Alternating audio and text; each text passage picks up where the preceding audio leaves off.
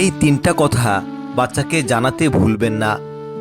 তুচ্ছ তাচ্ছিল্য নয়, বাচ্চাকে জানিয়ে দিন, আমি তোমার মা বাবা হতে পেরে সত্যি ভাগ্যবান এবং খুবই খুশি। বিরক্তি দেখানো নয়, বাচ্চাকে বলুন, তোমার সাথে সময় কাটানো আমার সবচেয়ে প্রিয় কাজ।